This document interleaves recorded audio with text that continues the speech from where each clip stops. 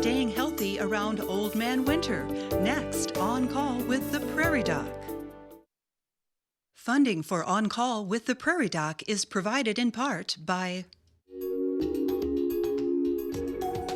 Avera is a proud sponsor of On Call on South Dakota Public Broadcasting. Larson Manufacturing is proud to support On Call Television as it continues to open doors for important medical information. And by the South Dakota Foundation for Medical Care, the Medicare Quality Improvement Organization for South Dakota. Additional funding is provided by Aberdeen Asthma and Allergy, Brookings Health System, Dakota Allergy and Asthma, Dakota Care, Orthopedic Institute, Physicians Care Sanford Clinic Community Service Committee, Swiftel Communications, and Vance Thompson Vision. Closed captioning for On Call with the Prairie Doc is provided by Avera, Brookings Health System, and Fishback Financial Corporation.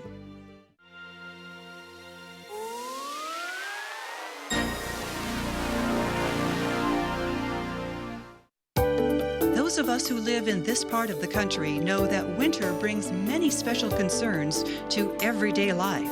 Staying healthy is even more of a struggle during this time. Winter Health, tonight, On Call with the Prairie Doc. Good evening and welcome to On Call with the Prairie Doc. We sometimes brag about living in a part of the world where winter dominates several months of each year.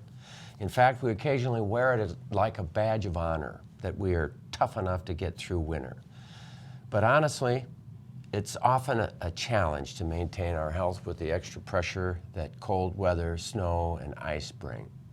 Okay, let's take a look at this week's Prairie Doc quiz question. During a below-zero spell one weekend, an ice fisherman noticed white discoloration of the skin of his cheek. The first treatment for frostbite he began was to apply snow to the area. Was the snow helpful or harmful to the fisherman's skin? Helpful or harmful?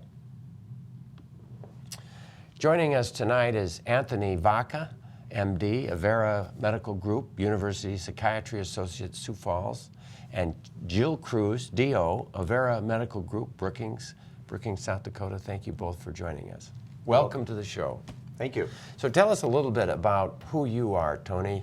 You're a South Dakota boy originally, or Chicago, I think? No, I'm from Southern California. So actually, after my first year of college out in the San Diego area, when I moved from San Diego area to Vermilion, South Dakota, I had only seen snow fall once. Really? Yeah. And you didn't go back? I did not. What drew you, what kept you here? Well, winter is just one of the seasons in South Dakota, but there are three other beautiful seasons here, along with the beautiful people, and it's a great place to live and raise a family. That's it? That was it? So where'd you go to med school? I went to the University of South Dakota. Like I did? Mm-hmm. And then you graduated there? I sure hope I did. I did, and then from there I did 4 years of psychiatric residency and fellowship at the University of Missouri in Columbia, Missouri, which was a day's drive from Vermilion. So, really, that's right, it is. Mm-hmm. So, Jill, tell us a little bit about you. You're originally from? Inwood, Iowa, so actually not that far away. Okay. So then undergrad at Augustana, and then I did my graduate school training here in microbiology at SDSU. And you're an SDSU? I didn't realize you were an SDSU person. I am. And then you did Then I went school? on to med school at DMU, at Des Moines University in Des Moines, Iowa, and residency in Wisconsin. So I've just kind of hit the Midwest. Where in Wisconsin? It was a Baraboo Rural Training Track, so the circus capital of the world, hometown of the Ringling Brothers. So I had lots of fun patients. I had several circus performers, because there still is a small circus in town at the Circus World Museum. So my best friend there is a clown and magician, and I had patients, a contortionist with back pain, a trapeze artist with bad shoulders. So I got to see lots of fun things that you won't get at most family practice residencies. I really like the idea of doing trapeze work someday, some way, but I don't think I'll get there somehow. So you are a family physician, and Tony, you are I'm an adult psychiatrist, yes. And so it's an appropriate thing that we would use your two expertise for the winter show that we're doing tonight. This is a recorded show. We want you to know that we appreciate your questions, and you could, if you're watching through the internet, you could email us a question, but for the most part, we've got our own questions, and we're glad to have you watching tonight. So let's start with seasonal affective disorder, because that's on a lot of people's minds right now. We're coming into Christmas. Sometimes it's a very sad time for many people. It's the heartwarming, loving, wonderful time of the year, as many of us think, but is it really? Tony, what's your take on holiday and happiness? Well, let me start somewhere else, if I can. Let me back up. Sure. Do you notice, actually with the both of you, have you noticed that as we get into late fall and early winter, as the temperature starts to lower, we spend more time indoors, and the sun sets earlier in the day? Yes. Do you notice that you're more tired? Do you notice mild hibernation kind of symptoms? Yeah, when you look at the clock and you say, oh, it's got to be 10 o'clock and it's only 5:30, yeah. I mean, it's different. I mean, our energy level, our activity level changes. I've been practicing over 25 years, and I would say that the majority of people, if I were to ask, and I have, I've asked them if they have noticed some change in the seasons with their energy and their motivation, drive, and the vast percentage of them would say, yeah, they notice it. So there are changes that do happen. And they're natural. They can be, certainly. There's just, again, kind of a hibernation symptom. Yeah. But then it gets into a point where if the mood starts to get more down, more maybe negativistic, more irritable, impatient, then that can be starting to be accompanied by changes in appetite or even sleep, but yet within control. That's when we're talking about the winter blues. And but seasonal affective is a term meaning mood, so we can really talk about seasonal mood disorder. But the seasonal mood disorder, we're talking now about the illness of depression. And so there has to be, the illness of depression is more than just mood. It affects your energy, sleep, appetite, concentration, your ability to fight infections. And so we're really talking about something that's really potentially, well, quite serious and can unfortunately be fatal. So the blues are a lower, mild, within our control feeling, but when it gets to a level of intensity that fulfills more than just mood, but other things, then it turns into an illness. Right. For some of us, the arrival of winter brings a feeling of the blues that can be extreme. One of the switches that may turn this feeling up is the changes we experience in the amount and type of light, seasonal affective disorder, and one form of treatment. It's referred to as SAD. It's when, as the days become shorter, you become more depressed. Your feelings, you just feel like you're sinking. Your energy and your mood, it drops down. You just feel like you're going to, it feels like you want to hibernate for the season. And I guess something like a bear, it hibernates during the cold, and you just feel sluggish. Shortly after the time change, I looked out that window over there, and I felt this terrible sinking feeling. And I felt more depressed by looking outside, and it was only 5:30, and it was kind of like, you know, am I going to have this go on for the next months? And so I went and got my SAD lamp, and it got me off the focus of that darkness and brought more, uplifted my spirits. I've been advised to use the SAD lamp My counselor and my doctor advised that it would be good to use. I use it twice a day for 20 minutes. There isn't any special things that you have to do. You just have to stay, about 12 inches from the lamp, and you can do and read, and you can do anything you like. I've been biking and walking to work, and that decreases my depression, so that all helps. I think Dr. Holm would say that exercise and also some medication, all of that together helps. When a person first notices something when the time changes, not just bear and grin it, but to go talk to someone and explain to the counselor, the medical doctor what is going on, and see if they suggest a sat lamp, and then go from there.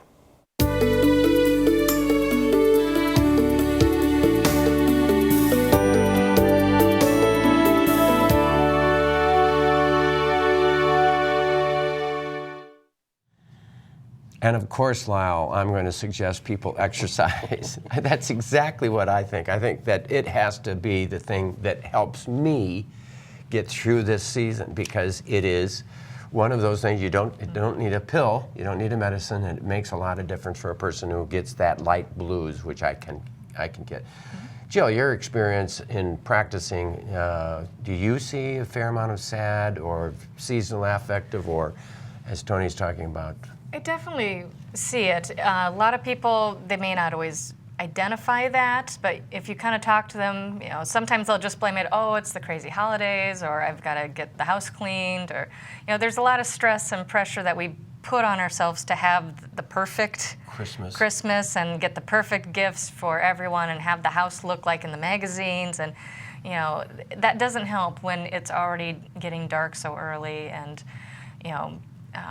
it's not always December. December, I think sometimes people can kind of push through because there's the Christmas lights and festivities and things to distract you. It's that January, February where there's really nothing going down. The snow's no longer pretty. It's dirty and slushy, and at least for me personally, February. My husband always has to take me somewhere nice. That's a good treatment. So, because we just know February is going to be a bad month. Well, or get involved with basketball. Yeah. That's the thing. Tony. Actually, you said the words it took the words out of my mouth. Actually, with phototherapy, not everybody responds to it, but I would say most people, if they had the opportunity, will. And it takes almost about a week or two before you really notice the positive benefits that come with phototherapy. That's what Lyle was showing with this big light.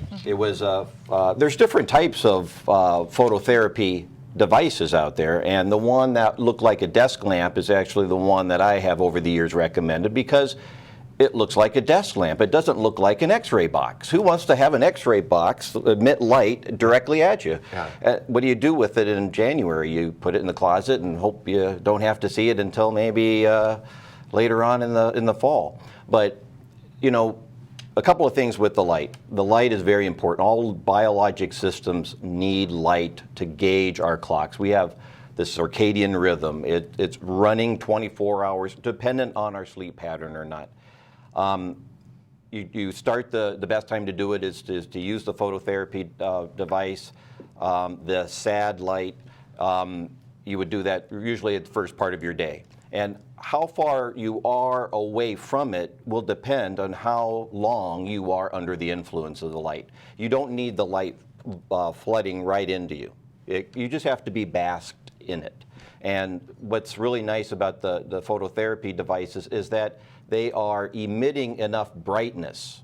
Okay, full spectrum lighting is not really the important thing here. It's all about brightness, and you gauge and measure brightness in lux, and lux, L-U-X, and so the real nice devices, the ones you are emitting 10,000 lux of light, which is equivalent of opening up your drapes on a beautiful spring day and having that light come through. Right. And so what you do is you basically arm's length away from the device, have it about a 45-degree angle, read your Bible, eat your cereal, read the paper. That's about a half hour, and then that's really all you need to do. And you do that a couple times. I mean, do it at night too. No, it's actually recommended to start off in the day. You don't necessarily want to do it. Your body's starting to get ready to convert into the sleep time. Plus, toward the latter part of the day, you're going to have more complaints of eye strain at about that time. So you want to do it in the morning. So you start it, now, I mean, you know, it starts to get dark. We start noticing it, you know, September's. When do you start it? Oh, around here, because again, it really depends on latitude. So the higher you up in latitude, then you will start earlier. So around here, over the years, I've encouraged those people on it to around mid-October. Okay. Mm-hmm. Yep. So that's very interesting. And then you continue it through January, February, and usually my rule of thumb is near Easter time, and it kind of depends. Sometimes there's a real late Easter, but by that point you're kind of already feeling like it kind of depends on what kind of spring we have, actually. I keep thinking about good lucks. Yeah.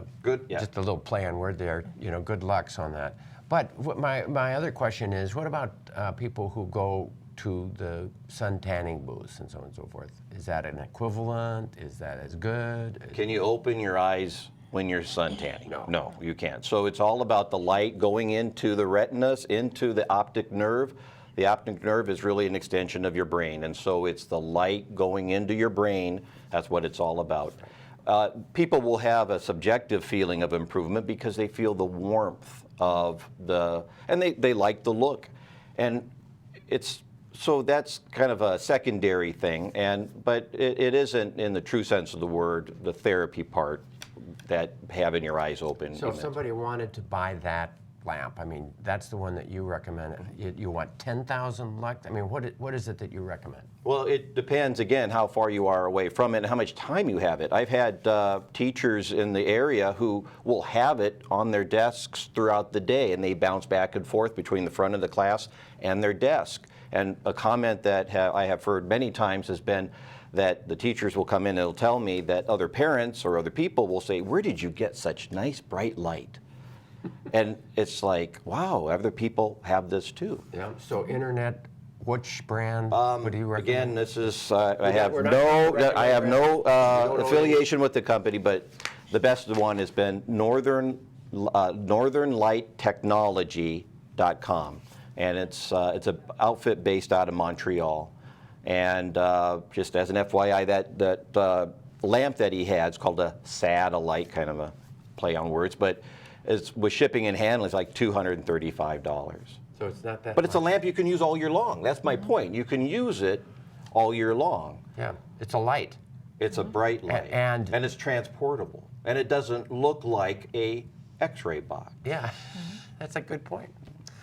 Any comments on this whole issue? I think it's an easy way to fix a hard problem. Yeah, and if that's not enough, of course, you need to talk to your doctor about the possibility of medicine. You need to try to exercise. I like to encourage people to get outside because there's something about the sun, you know what I mean? And it's the eye and the sun getting in. Well, I think the other thing that goes without saying is that in addition to having the therapeutic effects of the light, what else is that gentleman doing? He's sitting, he's doing something. He is being involved. This is part of his treatment. And so just the act of doing that is part of it. So that's part of the behavior that comes with the cognitive behavioral therapies that we use in the treatment of mood disorders. Again, SAD, that term SAD, is recurrent major depression. If we really get technical, it's not just the winter blues. By definition, it's recurrent major depression if you've had at least 2 years of back-to-back episodes connected with that time of the year. And it doesn't have to be in the fall. You can have times when you have problems with episodes of depression that happen in the middle of July or in the middle of the summer. Right. It doesn't have to be in the fall, but most of the time it does. And the ones that respond to the light are the ones that tend to have it in the fall. One more point now, because it's really interesting. Because most people with the illness of major depression, most of the time you don't sleep as much, you don't eat as much, and you're more restless. So the symptoms that occur when we're dealing more with seasonal pattern of major depression, we deal more with the atypical symptoms, where you eat more, you sleep more, and you have this low energy. We call it laden paralysis. It's kind of like you're laying in your recliner and you barely can reach over and get your remote. Yeah.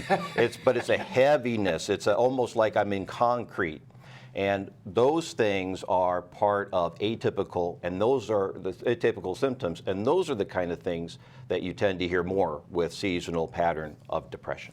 So that's very interesting to me, that it differentiates this seasonal thing.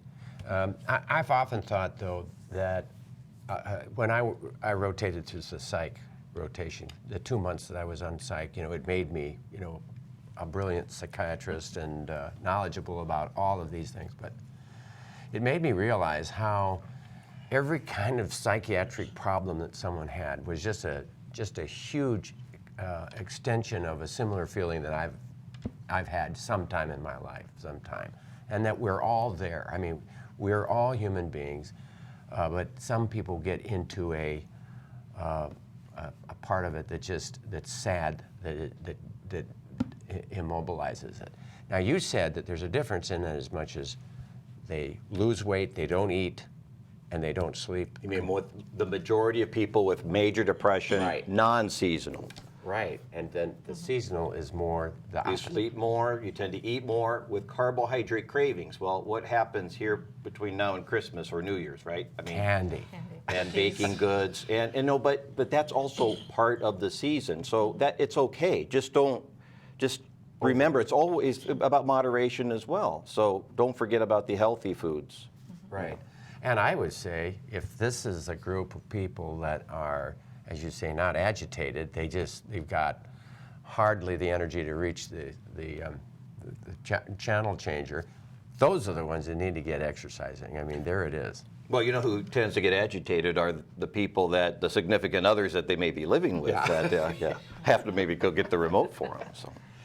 As we're talking about sleep or sleep problems, and that brings up a pet problem of mine, not of mine particularly, but something that I see more and more, and that is sleep apnea. That's that long winter sleep, and they snort and they spew and they don't breathe, and the dangers of sleep apnea. Do you see a lot of it, Jill? Definitely, and there is a link with increasing weight, obesity, the neck circumference. So you've got a big neck and a tiny throat, and Aging. It can lead to blood pressure issues and all sorts of heart problems, and it's a huge risk. problem with just cascading symptoms from it. Yeah. So that's something also that as we think about these long winter nights, and the sleep, that we want to think about making sure that we breathe well through the night. And if we don't, if there's a question, that you can do a screening O2 sat monitor and see what you do, and then if that's abnormal, then get a full sleep study. We would strongly encourage that. There's other cold injuries that we need to talk about for winter, that it's not just psychological. What about the issue of hands cracking? That's a dilemma that I have because I wash my hands, in and out of every room. Now it's a little less with the hand sanitizers. Jill, do you recommend anything for people who have a lot of cracks in their fingers and their nails and their... I got a really great piece of advice from an old dermatologist when I was on rotation at med school. If he was old, it must be good. It's an oldie but a goodie. He said, the cheapest and best thing you can do is get plain old petroleum jelly. Just plain old Vaseline. Just Vaseline. He said, put it on after you've taken a shower, put on a layer, and then wipe off the excess. You'll have a nice thin layer of protection. He's like, go get your fancy bottle of lotion and read the first ingredient. It's going to be water.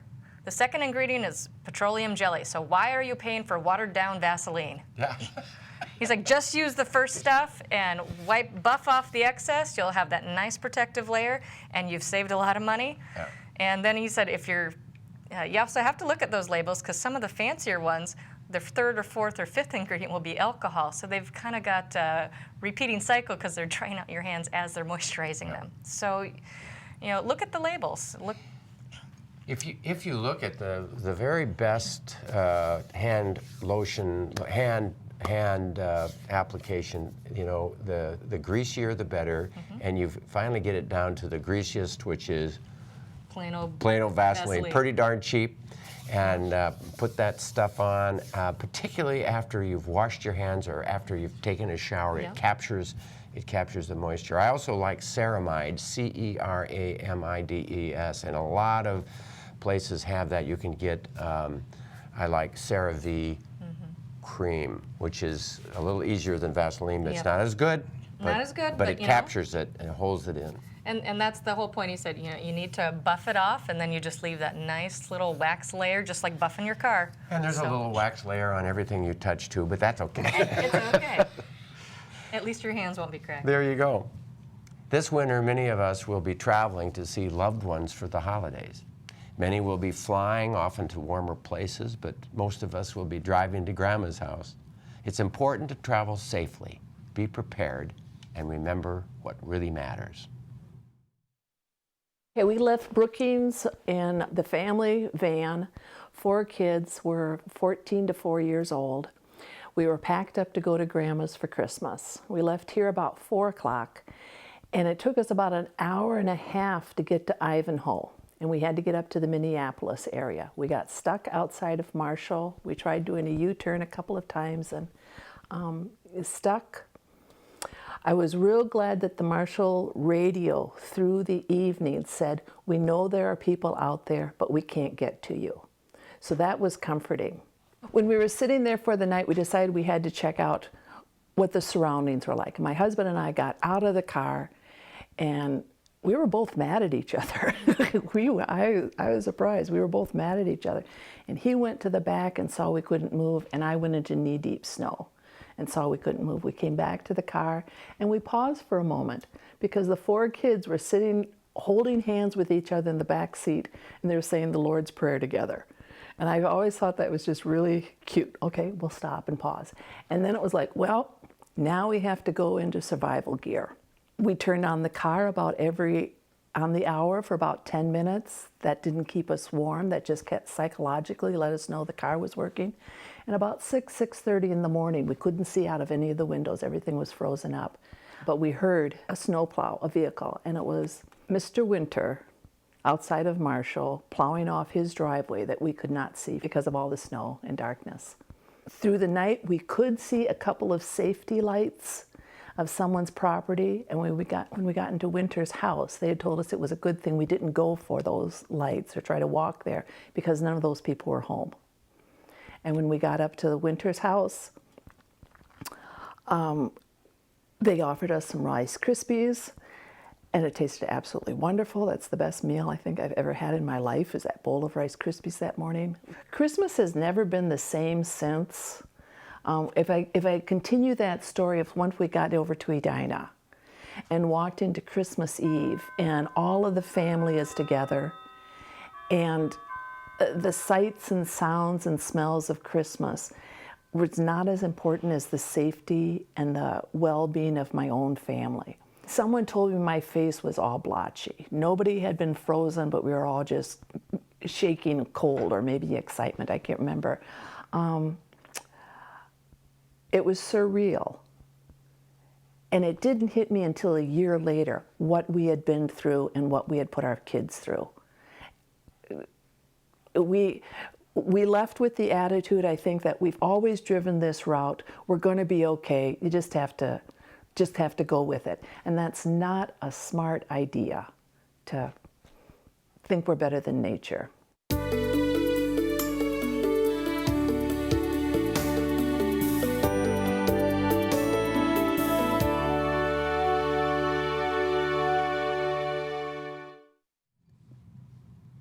Well, we do have some graphics about a travel safety kit, but first let's go to the 511 graphic, and here we have go to 511, and that allows us to be able to look at what the roads are and what's open and what's safe and what isn't. So you go to 511 and follow the directions, and you can look at the roads. and make sure that you're safe. So I think you need to remember to do that. A winter safety kit includes jumper cables, flashlight, first aid kit, food items like nuts and energy bars, which you can just store in a can in the back of your car and keep them there all winter. You should have water for each person or pet, plastic bags, AM, FM radio to listen for traffic reports, cat litter or sand for better tire traction, and a shovel and an ice scraper. And also we should have warm clothes or a sleeping bag and some flares and reflective triangle in case you're stuck on a road in the middle of the road and there you are and somebody's going to come along and ram into you. And they talk about a brightly colored cloth to tie the antenna or hang out a window. So great bits of advice. I hadn't heard a lot of those. Any comments from you guys? But there's one thing that's not on the list that I think is also important in this day and age is cell phone. I mean, if you have a cell phone. Yeah, I think most people do. Just don't use the cell phone when you're driving to check the weather, but you certainly can do so if you're pulled off the road or at a convenience store getting gas. Or it's easier to check now with the cell phones. You just don't want to do it when you're driving. You know, I think a cell phone in the pocket. One of the things that reminds me, I had a dear friend who was in an apartment. It was 20 below or lower, and she stepped out of her apartment. It was actually a house to go to church, and walked to church. And she slipped on the ice, and she came down on her porch. And I don't know whether she hit her head or what happened, but she sat on that porch and froze to death, sitting on that porch stoop, right outside her door. And I kept thinking to myself after all of this that if she had just had a cell phone in her pocket, you know, they all have these necklaces, but they don't work when you're outside of your range of your house. And so the telephone, a mobile phone, is a new advantage. You know, when I was in college, if I were to see somebody of similar age slip and fall on the ice, I'd laugh. As you get older, you don't laugh, and it's the thing that you really worry about. And I would imagine Jill and you, Rick, over the years have really seen those consequences of just those winter-related falls. Falling is a terrible thing. Yeah. Mm-hmm. Definitely. And definitely shoveling out from the snow can be a hard thing on people. I remember when I actually was living in Volga, when I was going to SDSU, I was staying with friends of parents of a friend of mine. Really? And they were gone on a vacation, so I had to get myself out of their driveway, and the snowplow would come in and put a big 2-foot drift at the end, and there was a dip at the end of the driveway, and my car got high-centered and stuck. And I'm trying to dig out of this thing, and I kind of went into survival mode, and all of a sudden I saw this plane go overhead. I said, "Oh my gosh, someone sent help." I started waving at the plane, and I'm like, "Oh, girl, I'm a moron. I can just walk in the house." But I got so fixated on I have to get to my chemistry class or I'm going to be late, and I have to dig out, and it wasn't worth it. I've got cold fingers thinking, "Oh my gosh, they've sent a rescue plane." No. That's a psychiatric issue, isn't that? Do we have a name for that, Tony? Delusions of grandeur. Yes. Apparently. You know, really what the season tends to do. I mean, as I was looking at that piece that we just saw, you look at the winter scene, and what do you see? You look at the snow and the trees without leaves. You look outside, and I sometimes will hear people say that it looks dead out there. It's not dead out there. It's another. It's all living. It all comes back, right? So the trees get leaves, and the grass that's brown gets green again. So winter is not dead time, and it doesn't reflect that the outside is dead time. It's just at another phase of existence, and we are doing the same thing. We're adapting to that, and so we need to embrace the winter. We need to prepare. We need to. We maybe not be so hurried in case things like that happen, but we also have to know that's part of the season, and we need to embrace it and not moan and groan when it's here. Well, I love the winter. I love a lot of things about the winter, and I run through the winter as a rule. And if you're running on icy streets like I did this afternoon, you kind of ice skate those areas, and there's a little risk. But I like to have people, if you can, if the sidewalks are clear, that you get out there, bundle up, and get out and spend some time outside every day to do that. But if you can't, get in your car, open the garage door, back out, drive over to the Lutheran church or the Catholic church or the wellness center or the places where you can get out and exercise and do those things on an indoor basis. And not be bummed about it being winter. It's just another phase. Absolutely. You know those people who love to snow ski and snowboard and really do it regularly? Yeah. Ask them how fast the winter goes. It goes fast. And they embrace it. And that's what I think we need to do. We need to find indoor art projects or some kind of, you just have to find something you can almost save for the rest of the year until winter. And then winter you do it. And then kind of leave it for winter for next year. But you find things to do for winter. Boredom is bad, for people. Boredom is bad. Well, find things to do. There is so much going on in this community and in most of our communities. And I think about basketball at SGSU. There are people, if you go to every basketball game, there's hardly enough time to do anything else. And that's an exciting thing. People just embrace it. And I had kids in sports and still do, and after your kids have graduated from high school and move on, maybe to college or mine even after college, then maybe You're those older than you look. Well, I'm graying fast. Oh, you had babies when you were 12. No. But my point is that even though that as a parent you were there at the stands of, let's say you're in Redfield, South Dakota, and you had kids that went and played basketball, and now they're gone, you could still go.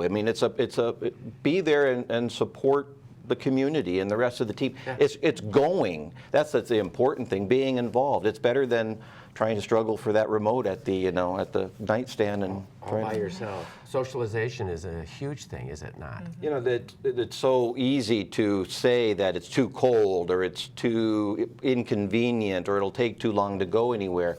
Most of the time, no, it isn't. It's your perception of it. Yeah. Any response to your comment? Well, see, I still have the little kids that want to go outside and build snowmen and have snowball fights, and we actually did that over Thanksgiving down, because although Brookings missed that big snowstorm, they were excited to go down to Grandma and Grandpa's because there was snow, and we're dragging them on the sled and having snowball fights and making snow angels, and it was the best Thanksgiving ever. I think about kids being inside and doing this all 4 seasons. Yeah, all 4 seasons, yeah. Kick them out the door and bundle them up and go out there and find some fun out there, kids. Build something, and they'll do it. They will, and then you have to bribe them inside with hot chocolate when their cheeks are all red and their nose is, yeah.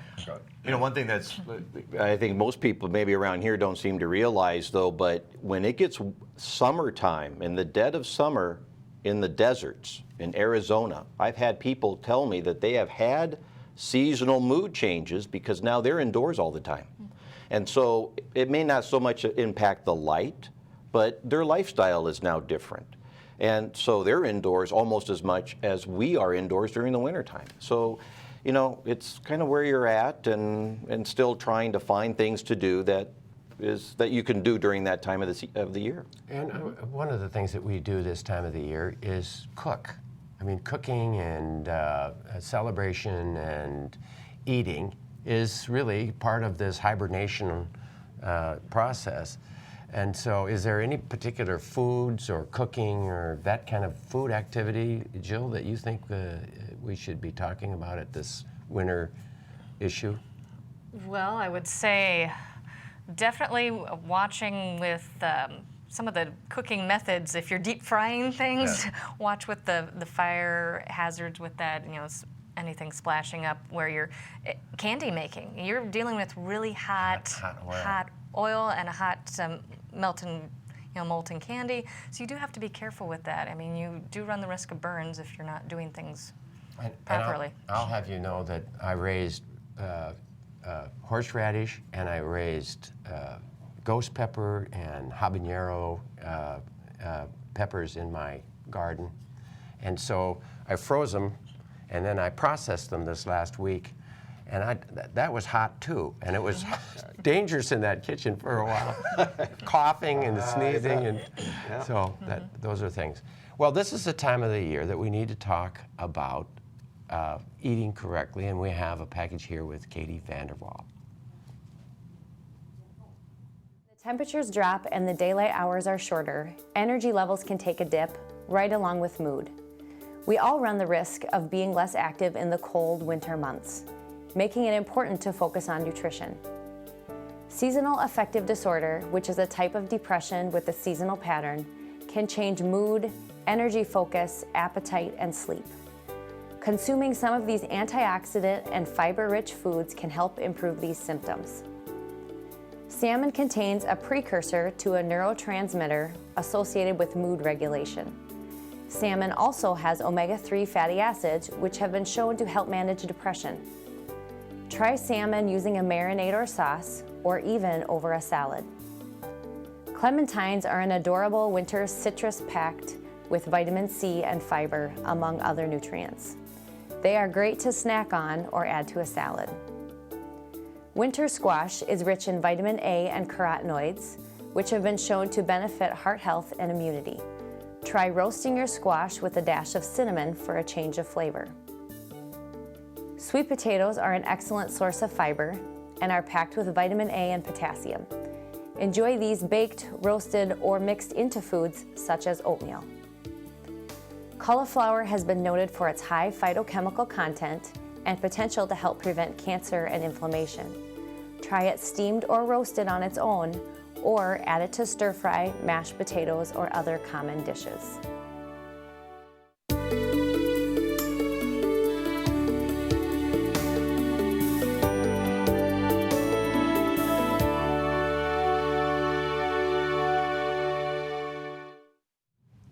$7,000 Where are they eating?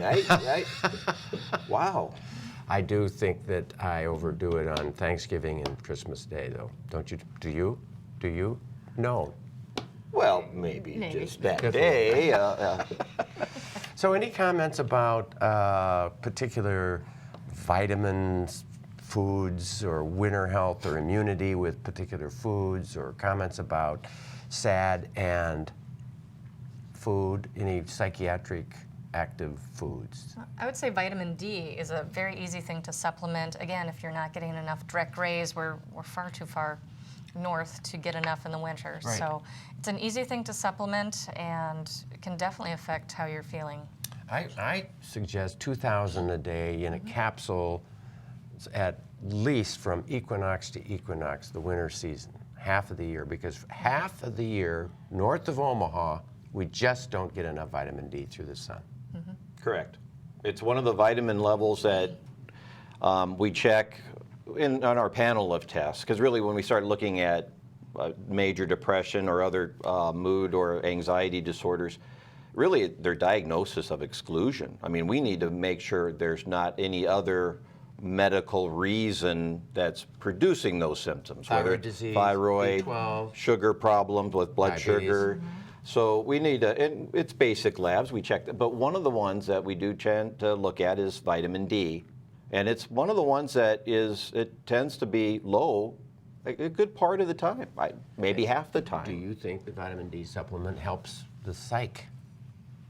Do I? Yes. I do believe that, yes. And now, but I will say though that the literature is not, they're kind of equivocal on that. Well, the literature is equivocal, but you're gestalt. But mood improves, but so does energy, and your ability to your immune system is bolstered. And it's easy to do, but you can use too much vitamin D. You can get toxic, but the 2,000 IU tablet is really inexpensive, easy to do, and not toxic. Mm-hmm. And I think if you're really low, 2,000 a day is not going to hurt you. And so get it measured.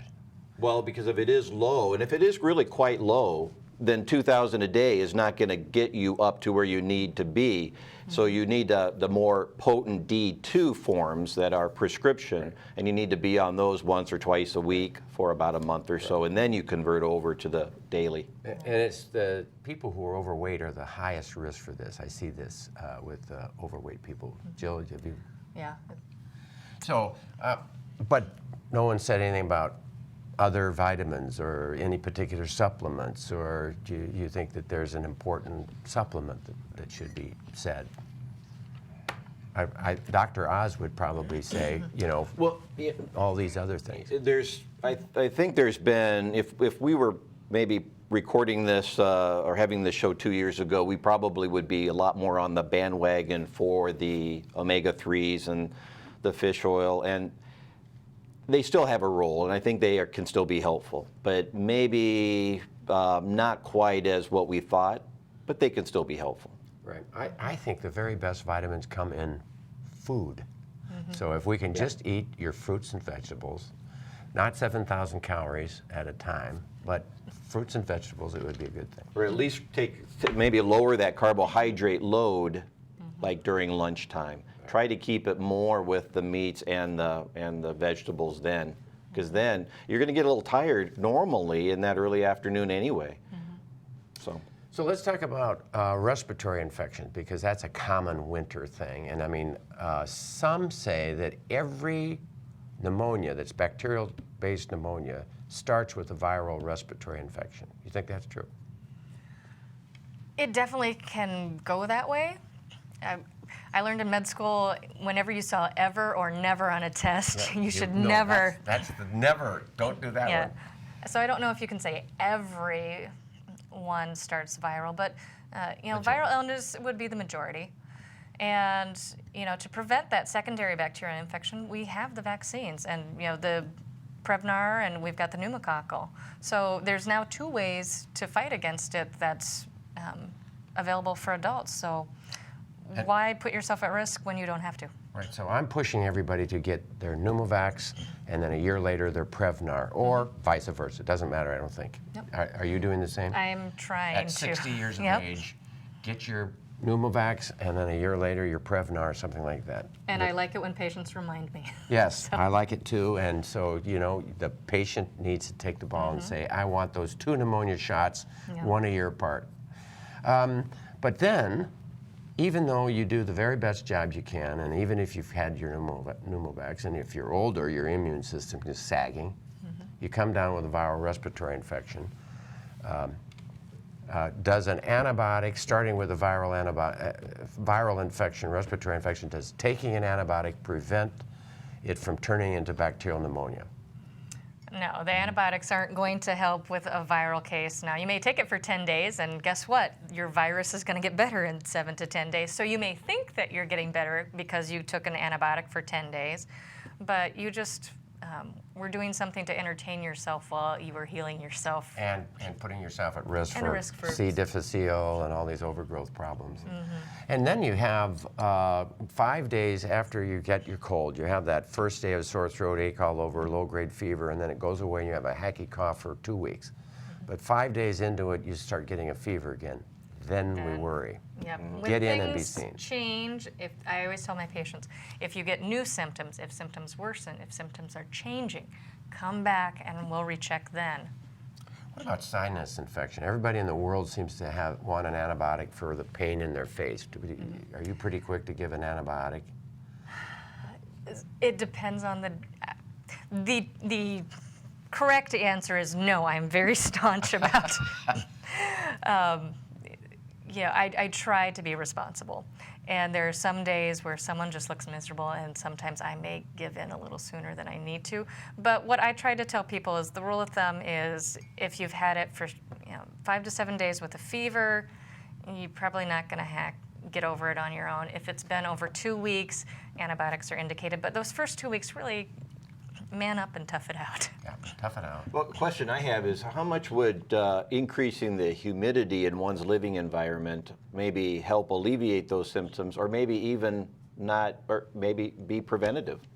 And it will, but the problem is that it can also enhance the dust mites, so you've got to, not too much moisture. Yeah. And now for tonight's answer for the quiz, the Prairie Doc quiz question. During a below zero spell one weekend, the ice fisherman noticed white discoloration of the skin of his cheek. First treatment for frostbite he began was applying snow to the area. Was the snow helpful or harmful to the fisherman's skin? And the answer, Jill? Harmful. Harmful. Old myth. Don't treat frostbite by putting on snow. It's the first real aid for this would be gentle warming the area with warm, not hot water if possible, to seek medical help. Problem with people who've gotten so cold, they climbing into a bath full of water, is they can't tell the temperature of that water, if it's too hot or if it's not. So if someone else checks the temperature, it's just right, then you can do it. We'll be right back after this. You still feeling lousy, sweetheart? Terrible.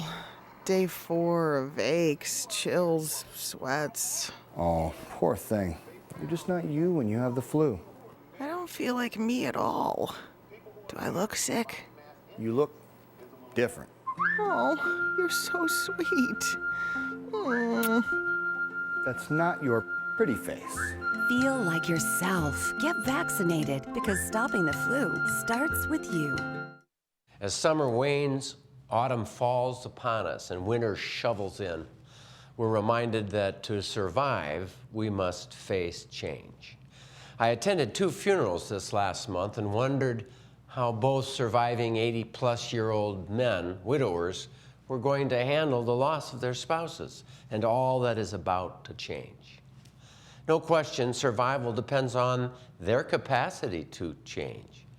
I hope that they would, over time, take the opportunity to connect more with friends, their grandchildren, the people in their church, and spend more time with new or long put-off hobbies while appropriately mourning their loss for a time, and then moving on. But then again, the death of a wife and the adjustments needed to go on might be too daunting and could take one or both of them out in short order. It's not an uncommon story that after the death of a spouse, the elderly partner dies within the month. Sometimes this comes as the result of a particular type of heart failure that follows severe emotional loss. Sometimes from malnutrition and dehydration when depression causes one to stop eating. Sometimes there's no explanation. And sometimes the remaining spouse dies from suicide.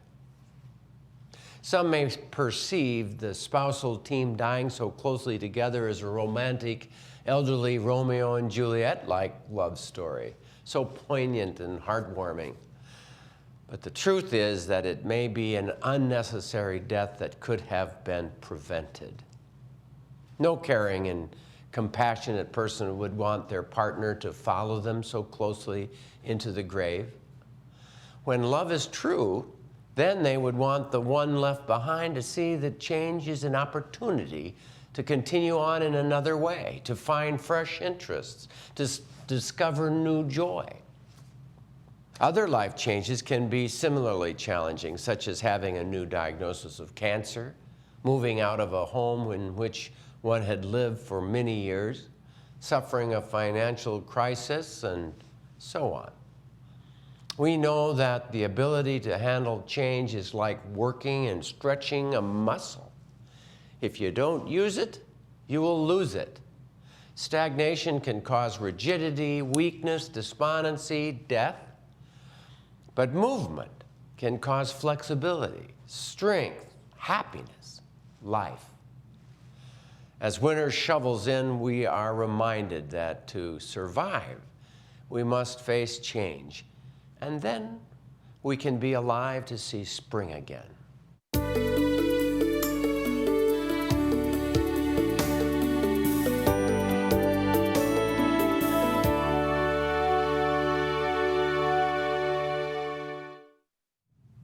Well, a heartfelt thanks to our studio guests, Anthony Vaca and Jill Kruse. You've warmed the cockles of our hearts with your insights tonight. Thank you both for being here. You're welcome. Flu cases continue to climb as the season progresses. If you haven't received your flu shot yet, do not delay. Get your flu vaccine now to reduce your chances of catching the flu bug. If you've gotten your shot, congratulations, and you've taken the best step on your way to a healthy season. This is our last show for 2015. We'll be off for a few weeks as South Dakota Public Television has some special holiday programming. On Call with the Prairie Doc will return on January the 7th, 2016. Please be sure to tune in then. So from all of us here at On Call with the Prairie Doc, have a Merry Christmas, or if you celebrate a different holiday this time of the year, then we wish you joy. To everyone, a happy and peaceful New Year. And Former South Dakota Senator Tom Daschle joins us as we look at the present state of U.S. healthcare policy. Next time, On Call with the Prairie Doc.